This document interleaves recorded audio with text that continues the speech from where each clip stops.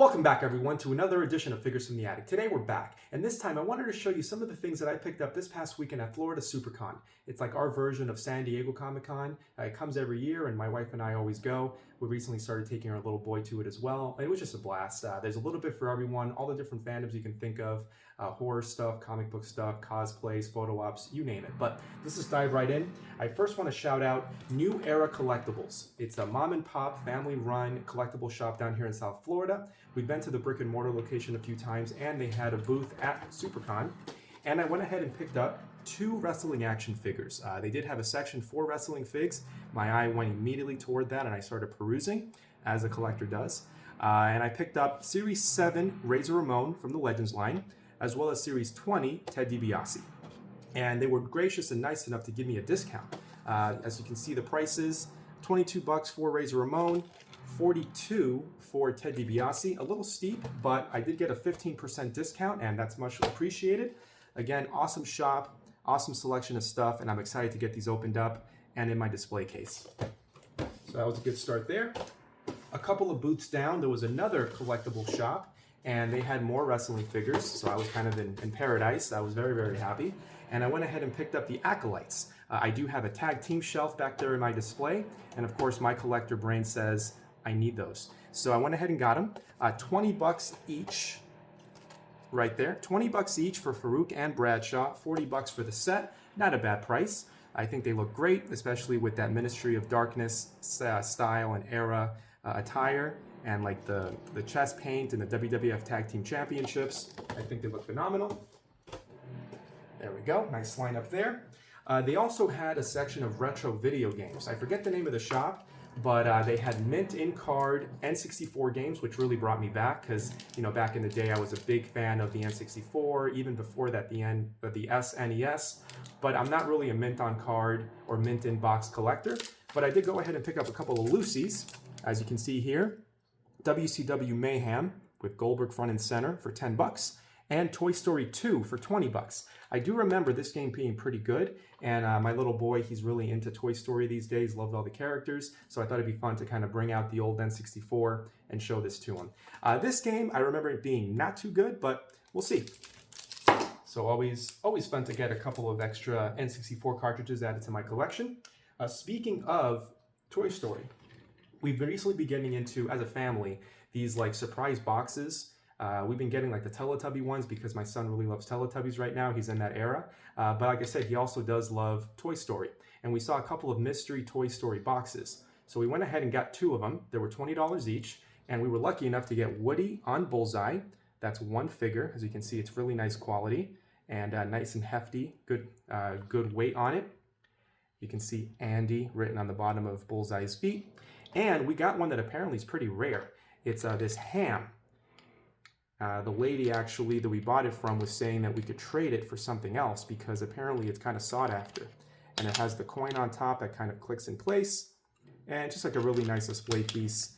Technically these are my son's, so when I'm done filming this, I'll put it back in his room. But I did want to show you guys. Again, it's something else that we picked up from Comic-Con, or Supercon that is. So I'll have those right there.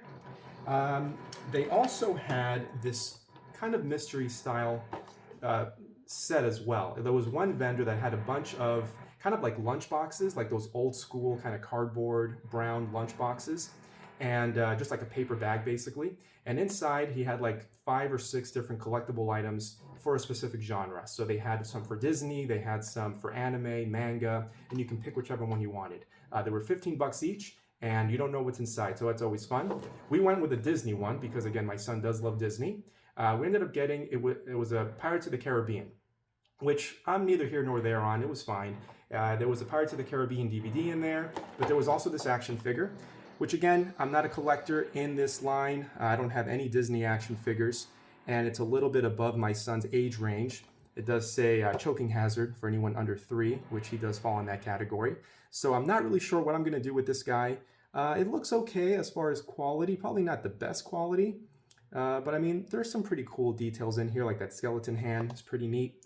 But that's something we picked up. As far as the DVD, because we did get that Pirates of the Caribbean DVD in that gift bag, we ended up trading it in.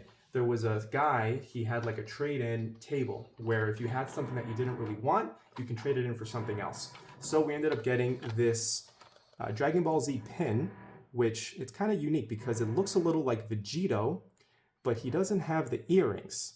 And it also kind of looks like Super Saiyan Goku, but he has brown hair. So I'm not 100% sure who that's supposed to be, but it is pretty cool nonetheless. And he threw in this one. It's another anime that I'm not familiar with.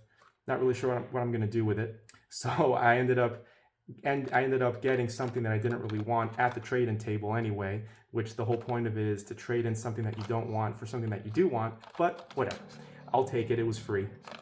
These are $15 each. So $30 in exchange for a Pirates of the Caribbean DVD. I'd say that's pretty fair. So that wasn't bad.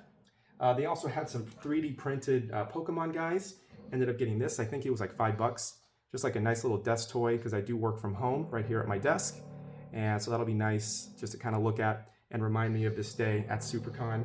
Again, one of, I would say the best day we've had so far in 2026. Just an awesome time. It was a blast. And the last thing, they did have a lot of vinyl records. If you don't know, I'm actually a big vinyl record collector. I have a decent collection in the living room. And I saw this that really caught my eye. I am a big Michael Jackson fan, his music that is, dating back to when I was a little kid. He's probably the first artist that I remember ever getting into. And this is an album that came out after he passed away. And I didn't know that it came out on vinyl. I have listened to it. It's a great album. I think it's a great cover as well. Very kind of futuristic, kind of a classic Michael Jackson looking cover. So I had to get that added to my collection. I think it was $50. A little pricey, but again, I didn't know it existed. So it must have some kind of value to it.